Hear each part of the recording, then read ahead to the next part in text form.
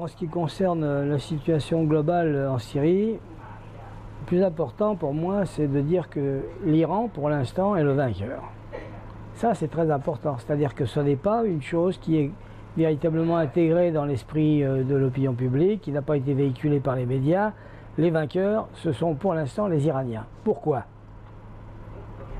Parce que dans la pratique, alors qu'ils partaient en fin de compte avec des cartes relativement limitées, ils ont réussi à mobiliser le Hezbollah à 100% en 2013.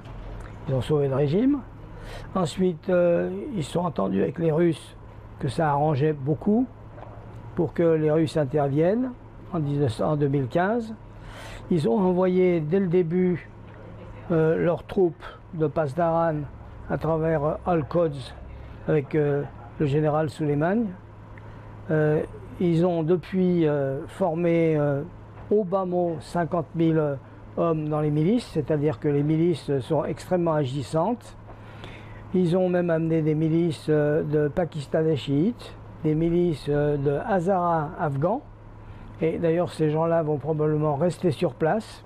Est-ce qu'on ne voit pas d'ailleurs, là c'est une hypothèse, hein, mais est-ce qu'on ne voit pas une recomposition religieuse se jouer à l'intérieur de la Syrie, avec le nombre de sunnites qui sont partis, ceux que Bachar bouscule pour qu'il puisse avoir une continuité la plus grande possible de gens qui lui sont favorables.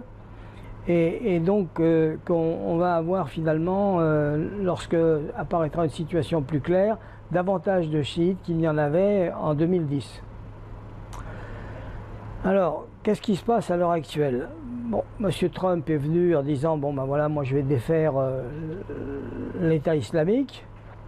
Bon, il parle beaucoup, il s'est fait lire sur pas mal de choses qui étaient verbales, etc. Et l'occasion lui a été offerte, en tout cas, de marquer sa différence avec le président Obama. C'est-à-dire que quand il y a eu effectivement un usage de gaz du côté syrien, ce qui est hautement probable, pourquoi là? Parce qu'on n'est pas très loin d'Idlib, parce qu'il s'agit de repousser en somme les sunnites le plus possible le long de la frontière turco-syrienne. Bon, il a fait envoyer un bon nombre de missiles de croisière. Bon, ces missiles de croisière, à mon avis, il en a fait avertir les Russes en disant bon bah on va bombarder. C'est-à-dire que les Russes le savaient. Il ne s'agissait pas d'avoir un clash avec les Russes. Il s'agissait simplement de montrer que lui, il faisait ce que Obama n'a pas voulu faire. Voilà. Bon, je crois que ça n'ira pas plus loin. Pour moi, ça fait partie de la gesticulation. Il a autour de lui des gens beaucoup plus sensés que lui, comme le général Mattis. L'élément le plus, comment dirais-je, perturbateur et le plus médiocre a été liquidé, c'était Michael Flynn. Rex Tillerson, c'est également quelqu'un de sensé. Le troisième, la Mac quelque chose, je me souviens plus de son nom. Bannon? Mac? Bannon? Bannon? Bannon Non, Bannon, c'est un con. C'est un idéologue. Non, c'est un général. Mac quelque chose. Je suis désolé, là j'ai un trou de mémoire. Enfin bref, il a autour de lui 2-3 généraux intelligents, pas du tout les aventuristes, et qui connaissent le terrain et qui font que bon, bah, il est quand même cadré. Sur le dossier nord-coréen, bon, il a en somme négocié avec les Chinois pour que les Chinois, qui disposent de tous les moyens de pression sur le régime nord-coréen, fassent que la Corée du Nord ne dépasse pas une limite. Et ils ne la dépasseront pas parce qu'ils ne veulent pas non plus disparaître. Les Chinois ne tiennent pas non plus à ce que ce régime aille trop loin parce que pour eux c'est un état tampon fort utile, parce que la disparition de la Corée du Nord, ça amène les forces américaines indirectement à la frontière de la Chine. Donc, à mon avis, Monsieur Trump va connaître jusqu'où il peut aller trop loin. Il va pas déborder un certain périmètre. Les Russes savent très bien jusqu'où ils peuvent aller. Ils ne visent pas non plus l'hégémonie. Dans la pratique, pour l'observateur sans idéologie, la Russie, elle a perdu en Ukraine. Ça, c'est un truc qu'il faut répéter. C'est-à-dire qu'on a sans cesse dit « Ah oui, il s'est emparé de la Crimée, et puis maintenant il fait une guerre dans le Donetsk ou dans le Louchansk », mais dans la partie, dans la réalité, le projet poutinien de l'Union eurasiatique économique qui partait de l'Ukraine et qui arrivait jusqu'à Vladivostok, eh ben, c'est un rêve qui ne se réalisera pas. Donc il a perdu 40 millions d'Ukrainiens, slaves, russophones. C'est une très grosse perte. C'est une perte d'autant plus importante qu'il ne la récupérera jamais. Il peut nuire, il peut titiller, mais il ne peut pas récupérer cela. Donc ce qui fait qu'il lui reste quoi en définitive à M. Poutine?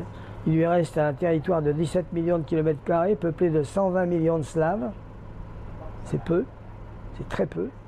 Il y a 20 millions de musulmans à l'intérieur de la Fédération de Russie, remuants, pas tous sympathiques, particulièrement dans le Caucase Nord. 50 millions de musulmans autour dans ce qu'il appelle le proche étranger. Et puis la pesée en Sibérie orientale de 1,3 milliard de Chinois qui grignoteront ce qu'ils peuvent parce que finalement en Sibérie orientale il y a 10 millions d'habitants russes, c'est-à-dire personne. Donc l'avenir de la Russie à terme, on peut se poser des questions. Voilà un pays qui est riche en hydrocarbures, particulièrement en gaz, très bien, mais enfin ça dépend du prix sur le marché. Or les Américains avec le gaz de schiste, bon, ben, ils tiennent effectivement à ce que ça ne dépasse pas un certain niveau, le prix du pétrole. C'est fini le pétrole à 100 $, il est autour de 50, il montera peut-être à 55, mais il n'ira pas au-delà. Et pour le reste, l'infrastructure russe, ben, elle est vétuste. Et puis bon, ben, les Russes, c'est pas des Allemands, hein.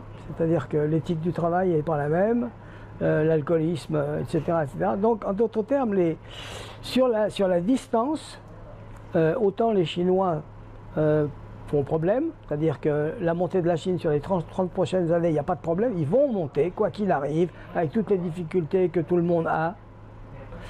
Les Russes, c'est une autre paire de manches. Donc voilà la situation mondiale telle qu'elle se présente. Quant aux Américains, dont on a 50 fois dit qu'ils étaient sur le déclin, dans la pratique, pour l'observateur qui regarde les choses froidement, bon, qu'est-ce qui se passe? Ben, il se passe que tout ce qui a été inventé dans cette quatrième révolution de la communication, ben, ça vient des États-Unis. Or, si on a aujourd'hui une économie relativement performante, c'est leur cas, ils ont récupéré, plus une innovation exceptionnelle, c'est leur cas, une énorme souplesse d'adaptation, c'est leur cas, une population qui travaille parce qu'il y a une grosse éthique du travail, bah, tout ça fait que les 30 prochaines années leur sont garanties quoi qu'il arrive. Le constat, c'est que les inégalités se sont beaucoup creusées dans les 30 dernières années. Hein. D'où ça vient? Ben, je dirais que ça vient de la disparition de l'URSS, hein, qu'on le veuille ou non. Quand on regarde un peu la situation sociale à partir de la fin de la Seconde Guerre mondiale, on s'aperçoit qu'en Europe, par exemple, il y a eu une véritable peur de la montée du communisme et qu'à partir de là, on a essayé d'acheter la classe ouvrière. On a multiplié comment dirais-je, l'assistance sociale, on a multiplié les possibilités, on a réduit les inégalités, etc.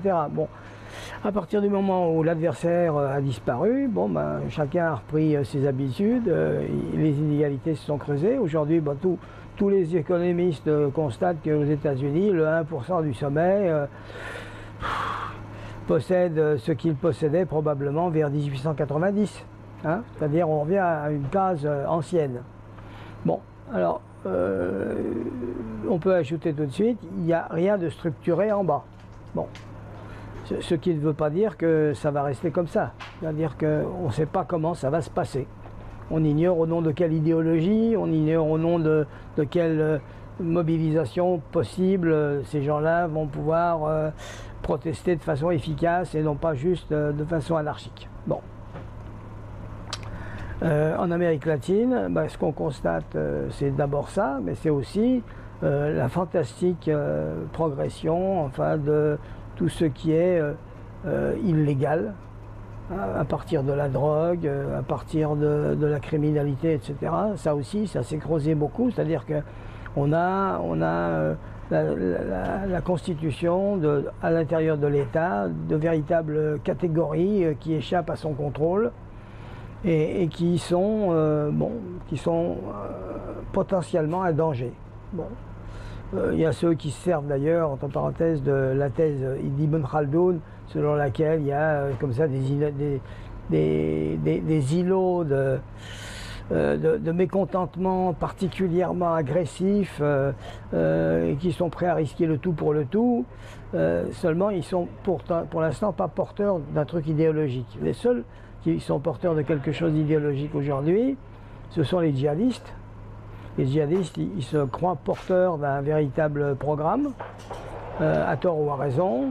Le retour supposé à la grandeur de l'islam des premiers siècles, le type de propagande qu'ils arrivent à répandre, le succès relatif qu'ils ont obtenu en 2014, tout ça, ça a compté. Sans compter que, d'une façon générale, nos médias en ont rajouté beaucoup. C'est-à-dire que, finalement, nous avons, en Occident, largement fait la propagande de ces mouvements les plus violents. On s'est fait peur. On s'est fait peur, on s'est raconté des histoires, enfin bref. La politique américaine par exemple, comme d'ailleurs la politique des Français à l'égard du régime de Bachar el-Assad a été extrêmement ambiguë. Hein. On a dit bon, c'est un dictateur, ce serait bien qu'il disparaisse. Bon, on a bien vu ce que ça donne quand on enlève un dictateur avec M. Kadhafi. Quand on n'a pas de programme pour l'après, ce qu'on arrive à faire, c'est répandre le désordre absolu. 5 ans après, on a une situation extrêmement anarchique et en même temps, on a des dégâts collatéraux à la charge de la France avec le Mali et le Sahel. Bon. Alors quand il a parlé d'une ligne rouge, peut-être qu'il n'aurait d'ailleurs pas parlé, il n'aurait pas dû parler d'une ligne rouge, le président Obama. Quand il en a parlé en 2013, il savait très bien ce qui s'était passé en 2011 en Libye. Bon, est-ce qu'il fallait faire la même chose? Est-ce qu'il fallait, sous prétexte qu'on avait dit, bon, il y a une ligne rouge non franchissable, on enlève M. Bachar el-Assad, qu'est-ce qu'il y aurait eu? Ça aurait été les mouvements islamistes qui auraient été au pouvoir à Damas. Est-ce que c'est désirable? Réponse non. Je veux dire, mieux vaut un dictateur qui ne veut pas en finir avec l'Occident que des islamistes pour qui nous sommes un des adversaires majeurs. Donc de ce côté-là, je trouve qu'on a été mauvais. On a été mauvais et Obama, à cet égard, il a été ambigu, c'est-à-dire que quand, par exemple, les troupes de l'État islamique, après avoir, sans coup férir quasiment, pris Mossoul et qui se sont avancés vers Palmyre, il faut savoir que ce sont des zones complètement désertiques, c'est-à-dire qu'on les voit venir, mais comme, un déplacement de fourmis sur une main plate. On aurait pu les bombarder. On n'a pas osé le faire parce qu'on a craint que ça passe pour un appui indirect au régime de Bachar el-Assad. Alors il faut savoir, dans ces cas-là, situer quel est l'adversaire principal. L'adversaire principal, ça reste les islamistes, avec en tête l'État islamique, mais pas le seul. Ceux qui s'appelaient les affiliés d'Al-Qaïda, c'est-à-dire Jabhat al-Nusra, c'est pas parce qu'ils ont changé de sigle qu'ils ont changé de nature. Ça reste des adversaires absolus. Les autres, qui sont des salafistes comme Ahrar el-Sham, ce sont des adversaires tout pareils. N'importe lequel de ces... Grosso modo, ce qu'on appelle le mouvement démocratique anti-Bachar, les types tiennent dans un hôtel. Il n'y a personne. Je veux dire, les États-Unis en ont fabriqué un certain nombre. Et en septembre de 2014 ou 15, je ne sais plus la date, mais en tout cas, mettons même 15, ils ont dit bon, ça ne marche pas. On en a beaucoup fabriqué, mais ils se sont évanouis dans la nature.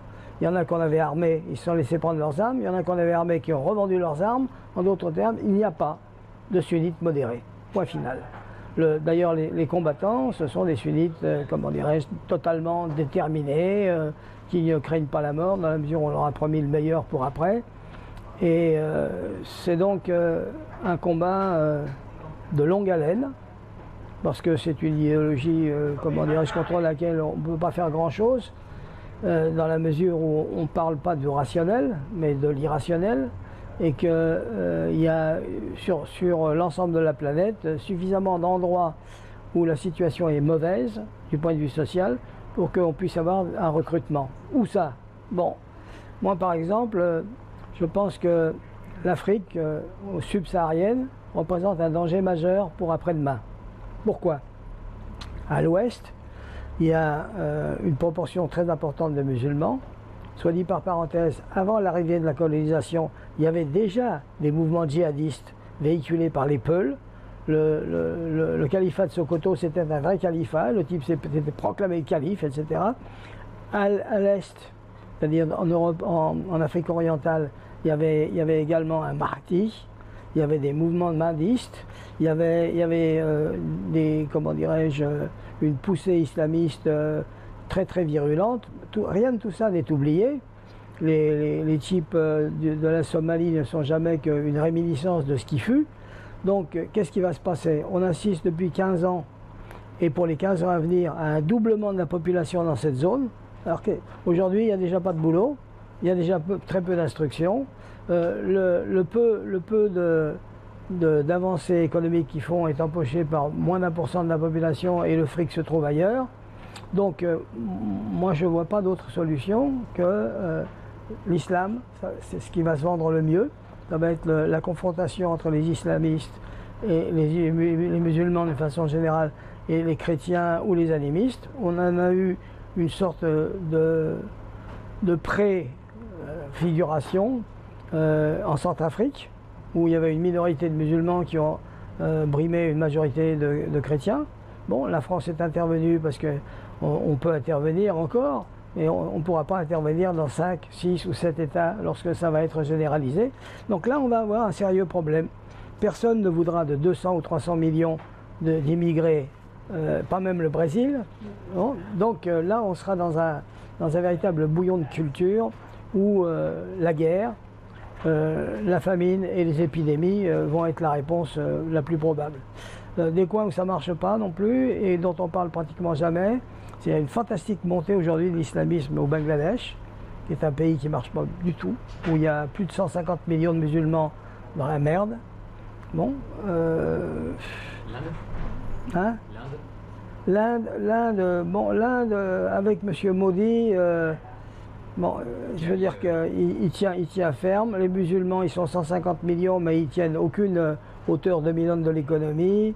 Et les Indiens, maintenant, avec le nouveau parti, là, le BJP, ils sont devenus très conscients que pendant 8 siècles, ils ont été quand même dominés par les musulmans jusqu'à l'arrivée des Anglais. Donc en Inde, il peut y avoir des escarmouches, mais c'est les Indiens qui tiendront le truc. Le Pakistan restera un problème. Ils ont la chance d'avoir la bombe, donc ils sont d'une certaine façon sanctuarisés. Mais enfin, leur match avec l'Inde, il est perdu, quoi. Je veux dire que voilà un pays qui, en 1965, était à peu près à égalité avec l'Inde, et qui aujourd'hui est très très largement distancé. Leur carte, comment dirais-je, leur carte afghane, qui devait être leur fameux arrière stratégique, c'est du bidon.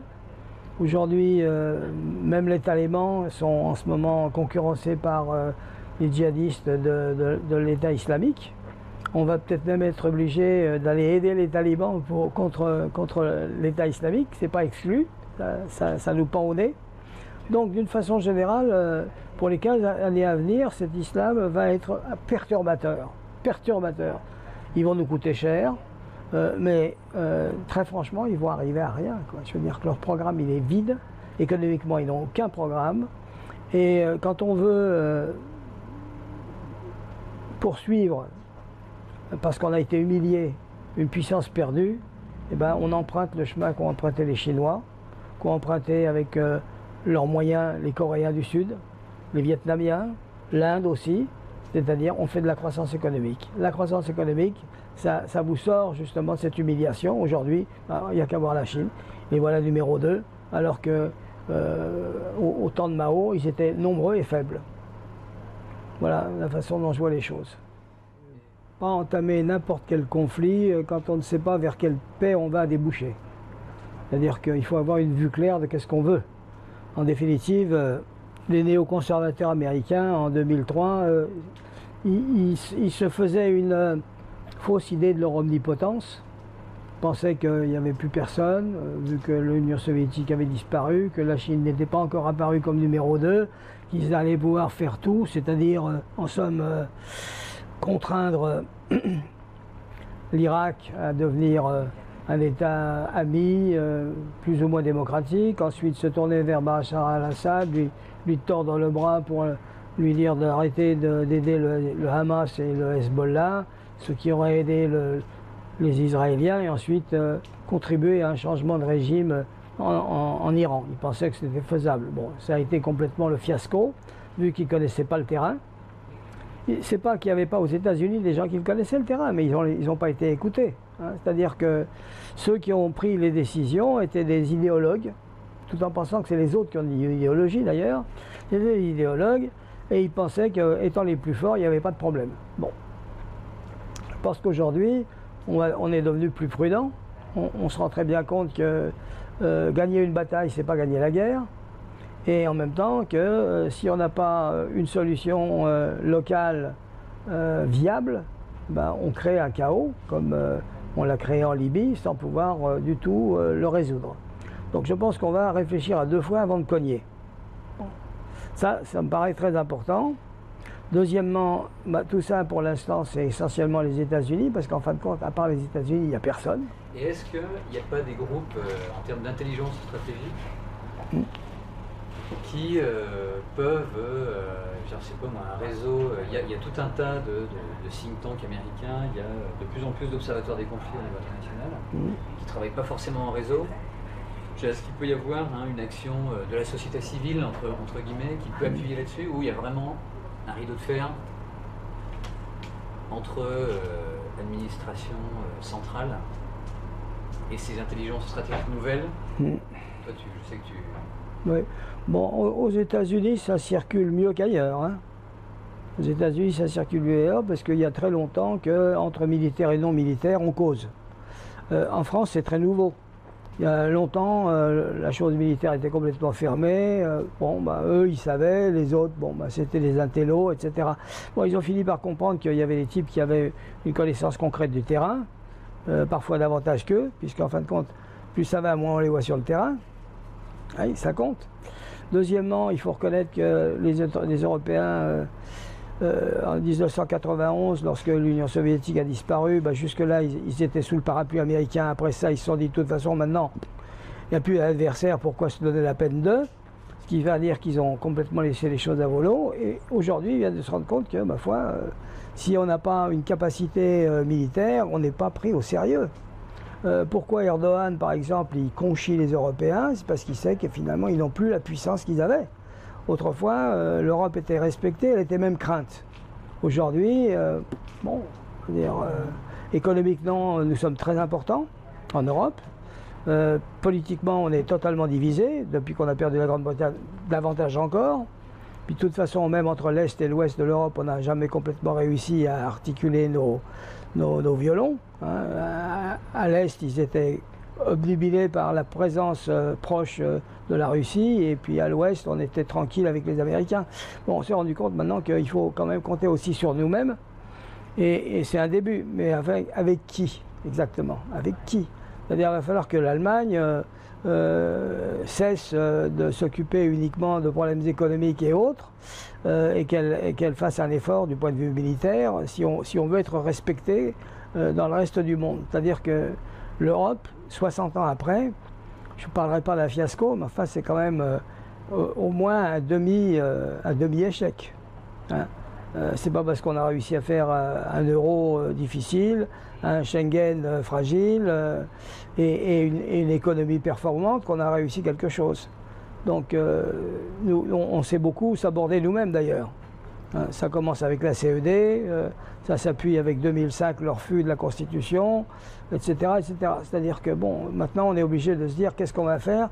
Est-ce qu'on fait ça à deux vitesses, avec quelques États qui réellement décident à faire quelque chose ou pas? Bon, tout ça c'est des points d'interrogation. C'est-à-dire que je trouve qu'on a vécu hors tragédie trop longtemps. C'est-à-dire 50 à 60 années de paix relative et de prospérité relative nous a complètement couardisés. Voilà, c'est ça. Shakespeare avait dit ça très bien d'ailleurs. Plenty and peace breeds cowards. Parfait. Bon, donc on est là en Europe. Alors, il y a des types qui pensent, mais le fait de penser, et même de façon originale, et même de façon pertinente, ça ne suffit pas. Si on a des élites, en fin de compte, essentiellement obsédées par comment je peux prendre le pouvoir et comment je peux le conserver, l'important c'est d'être réélu. En France, par exemple, le type le plus populaire qu'on ait, c'est Jacques Chirac. Pourquoi? Parce qu'il n'a rien bousculé. Il est aimé, ce mec, parce qu'il n'a rien touché. Donc il va avoir des funérailles nationales fantastiques. Et c'est vrai. Alors voilà, donc il faut se réveiller, quoi. Et alors quant aux médias, ils sont minables. Je pense que véritablement, nous avons été la caisse de résonance de cette histoire de terrorisme. Le terrorisme, c'est quand même un machin essentiellement psychologique. C'est une menace de troisième catégorie, et on en a fait véritablement un épouvantail. C'est-à-dire quand tu arrives en Europe, tu parles avec les gens comme ça, ils pensent que c'est le problème principal, ils ont peur. 3-4 attentats et tu as une espèce de sentiment de panique intérieure, enfin c'est grotesque. Au moins le dernier coup, là, les Anglais, ils ont fait une bonne réaction. Quand Madame May a dit ça ne nous fait pas peur, et on n'en parle pas trop longtemps. Parce que c'est le vieux proverbe chinois que j'avais cité, là, mieux vaut frapper 1000, je veux dire, mieux vaut, comment c'était? Mieux vaut tuer un et être vu de 1000 que de frapper 1000 et de n'être vu que d'un. Voilà, c'est ça. L'essence du terrorisme, elle est là. Ce qu'il faut, c'est avoir été vu. C'est pourquoi, par exemple, bon, les Chinois, par exemple, quand il y a un truc chez eux, ils n'en parlent pas, quoi. Entre parenthèses, dans un État démocratique comme Israël, quand il y a un attentat, tu le dis. Il y a un attentat, tu dis il y a tant de morts sur la route de machin, etc. Et puis tu ne commences pas pendant 8 jours à inviter la veuve, la fiancée, les copains, etc. Comme en France où tu as BFM TV et iTélé, les machins en continu qui vont rajouter des tartines pendant 8 jours. Ce qui fait qu'à la fin, quand on t'annonce qu'il y a 500 ou 600 djihadistes qui vont rentrer en France, tu as des petites vieilles qui te disent qu'est-ce qu'on va faire? Je dis qui ça? Les Mongols? Non. Voilà. Enfin, on vit dans un truc semi-virtuel, quoi. Semi-virtuel, avec des trouilles absurdes. Et la lame de fond, c'est quoi aujourd'hui? La lame de fond, c'est les émergents. Voilà. La Chine en premier lieu, mais ce n'est pas les seuls, il y en a d'autres. C'est ça qui change le fait que finalement, l'époque de la domination absolue de l'Occident prend fin. Bon, ce n'est pas en soi une mauvaise chose. Simplement, il faut savoir par quoi c'est remplacé, sur quel pied on arrive à avoir un équilibre possible pour ne pas déboucher sur des conflits délirants. Voilà. Dans le livre Mythe révolutionnaire du tiers-monde, bon, je prenais acte du fait que bon, il n'y avait pas d'État socialiste,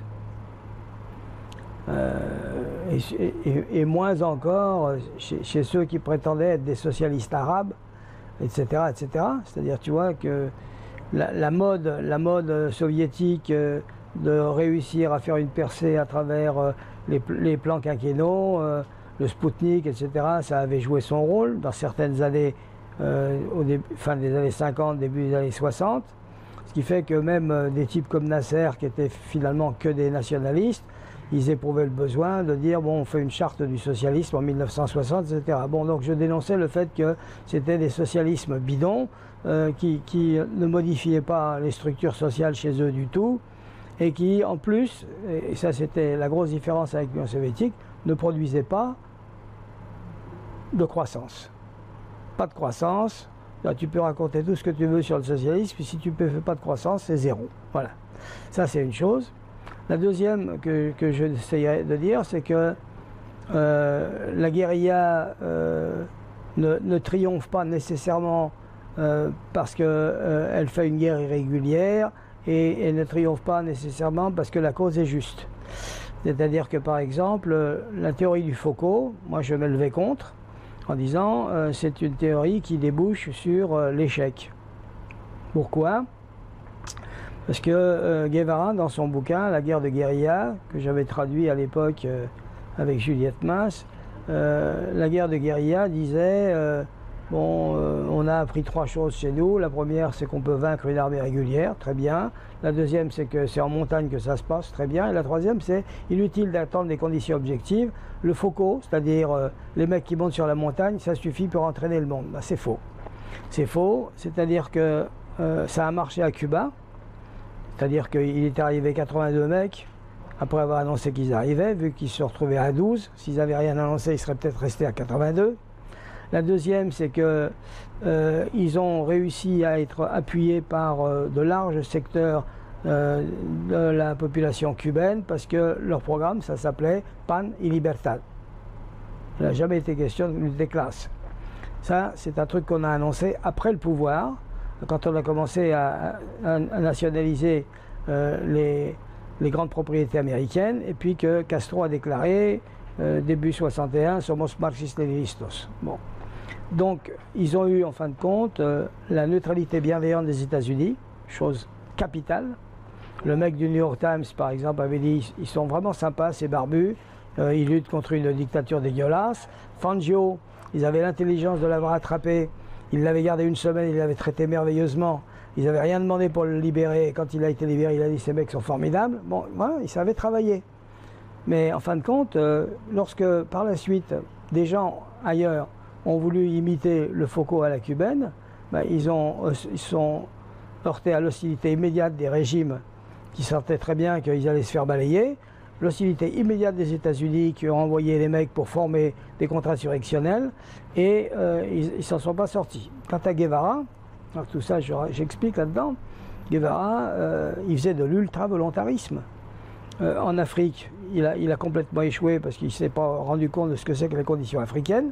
Et en Bolivie, bon, dès le début, il a fait un clash avec le PC bolivien en disant c'est moi qui vais être le chef, et les mecs ont dit il n'y a pas de raison, ici en Bolivie c'est chez nous. Et ensuite, les circonstances ont fait qu'il s'est retrouvé dans une zone indienne où l'espagnol, ça a toujours été l'étranger, sinon l'ennemi, et où il ne pouvait pas communiquer vu que personne chez lui ne parlait la langue locale, puisqu'il avait essentiellement des Cubains avec lui. Bon, donc il a été obligé de se planquer finalement, de dire aux gens on t'achète mais surtout dis rien. Quand il était poursuivi par les autres qui eux parlaient la langue, il disait qui c'est qui est passé là, ben, les mecs bien obligés de dire oui, ben, ils sont passés, etc. Et au 9e mois de son journal, il dit pas un paysan n'a rejoint la guérilla. Alors, dans n'importe quelle université américaine, il aurait eu plus de succès. Donc, si tu veux, ce mec est mort tout seul, en héros, puisqu'il a accepté d'aller jusqu'au bout. Bon, et en somme, il a transformé sa défaite en victoire en consentant à mourir. Voilà, c'est tout. Donc voilà, c'est ça que j'ai essayé d'expliquer en disant, c'est bien le romantisme, mais enfin, faut savoir travailler. Or, qui a su travailler? Mao, les Viettes. Pourquoi? Bon, parce qu'ils ont...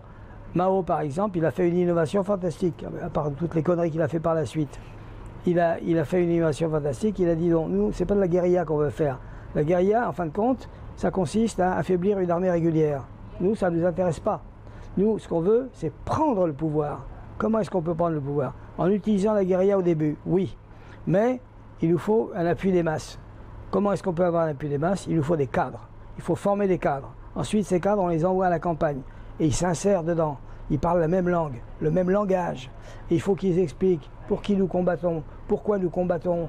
Il faut qu'on utilise à la fois persuasion et coercition. Et à partir de là, on va pouvoir se débarrasser des agents de l'ennemi à l'intérieur du village, faire des élections avec 3 hommes, 3 femmes, et des femmes, j'insiste, c'est la moitié du ciel. Bon, tu gagnes 50% de la population de ton côté, et à partir de là, on travaille et on mise sur le temps pour transformer notre faiblesse initiale en force. Et on a été aidé par quoi? Par ces putains de Japonais qui font que cette guerre sociale, on peut la transformer en guerre patriotique contre un adversaire. Vachement important ça. Bon. Alors les Viettes, c'est pareil, ils luttaient contre les Français. C'est-à-dire, c'était pas juste une guerre sociale entre les non-communistes et les communistes, c'était on lutte contre les Français. C'est-à-dire qu'ils avaient réussi, les Vietnamiens, à représenter l'intérêt national. Nous luttons contre un colonialisme étranger. Bon. Et ils ont utilisé la méthode chinoise avec l'intelligence qui les caractérise, c'est-à-dire on adapte, on se démerde, etc. Et du côté français, on n'a pas compris que c'est pas le contrôle du territoire qui compte. Dans ce genre de salade, c'est le contrôle administratif qui compte. Il faut que tu contrôles administrativement la population. Ça n'a aucune importance si tu contrôles le territoire.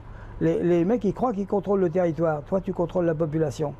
Et à la fin, c'est toi qui vas gagner, parce que les mecs vont s'épuiser, parce que les mecs sont à l'étranger, parce qu'à un moment, il y en a marre d'être à l'étranger, parce qu'à un moment, etc., tu n'es pas chez toi, hop, bah, tu finis par les avoir. Alors, les Dien Bien Phu, c'était une histoire d'attirer les mecs loin de leur base.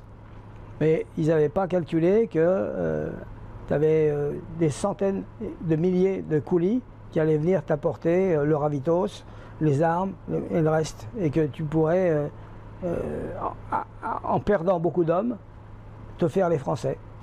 Qui d'ailleurs avaient pas mal de Vietnamiens qui combattaient de leur côté aussi d'ailleurs. Voilà.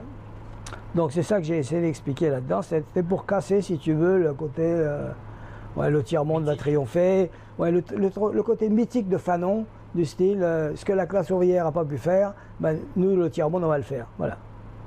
Donc c'était un bouquin qui a, à l'extrême gauche, compté pas mal à l'époque. Disons, quand j'ai eu 16 ans, je voulais l'aventure. Et j'avais décidé que jamais je ne travaillerais dans un bureau de 8h à 18h. C'était ça l'horaire à l'époque. Et je dois dire que, bon, arrivé aujourd'hui, de ma vie, j'ai été 2 ans, une fois, à la tête d'un truc qui s'appelle le Centre européen d'études des conflits, c'est tout. Le reste du temps, j'ai toujours été mon propre patron. Et ça, tu peux l'obtenir à une condition, sauf si tu es un fils de famille, il faut rester sobre. Voilà. Mon truc, c'est très simple. Si tu es spartiate, tu t'en sors. Si tu es dans la consommation, tu es mort. Aujourd'hui, on t'achète. En fin de compte, autrefois, c'était du pain et des jeux. Maintenant, c'est du pain et un iPad. C'est vrai. Tu sais, on t'achète. T'achètes. Tu cavales pour obtenir des objets dont tu n'as pas besoin. C'est un machin de con, quoi. Donc, si tu calcules bien ce que tu veux, tu peux vivre beaucoup plus sobrement. Moi, au début, j'ai voyagé en stop. Hein. On est allé en stop avec ma première compagne pendant 6 mois, dans des conditions vachement difficiles. On couchait dans les halls de gare, on dormait là où tu pouvais dormir, par terre, etc. etc. Bon. Par la suite, j'ai fait plein de trucs. En Algérie, j'étais laveur de vitres, garçon de restaurant, plongeur, etc. J'ai fait 25 métiers, moi, d'entre 18 et 35 ans. Hein. Après, j'ai fait des études cassées. Quoi. Bon, mon fameux doctorat de 3e cycle, je l'ai obtenu, j'avais 40 berges, sur le bouquin Mythe révolutionnaire du tiers-monde, là, qu'ils ont voulu bien prendre comme thèse. Il y avait Ballandier, Maxime Rodinson, Pierre Vidal-Naquet. Hein.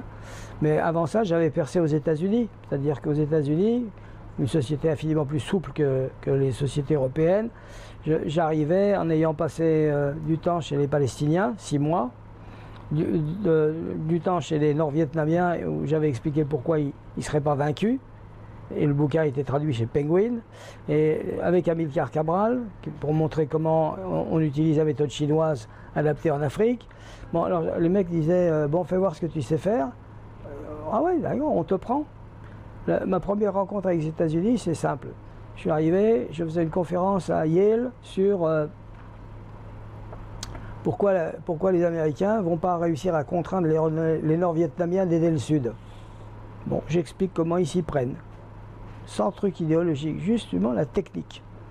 Alors, je termine, le dean me dit ça vous intéresse d'en donner d'autres, des conférences comme celle-là, elle est formidable. Je dis ouais, bien sûr, moi j'avais 300 $ dans la poche.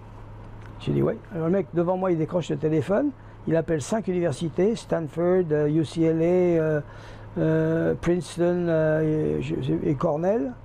Et sur les 5, il y en a 4 qui disent ok, tu l'envoies. Il avait dit quoi? J'ai un jeune français vachement intéressant qui fait un truc formidable sur le Vietnam. Ça vous intéresse? Le mec disait ok, d'accord. Je me suis dit putain. En France, est-ce que c'est pensable un jeune américain qui rentre des maquis algériens et qui dirait vous ne pouvez pas gagner la guerre parce que politiquement vous ne pouvez pas la gagner, et le mec décroche en disant allô Aix, Marseille, c'est impensable. Ben voilà, ça c'est les États-Unis. Alors moi qui croyais connaître les États-Unis sous prétexte que je parlais correctement l'anglais, que j'avais vu des westerns depuis l'âge de 12 ans, ben, je me suis dit putain, il faut tout réapprendre. Il faut tout réapprendre, ces mecs ne fonctionnent pas pareil.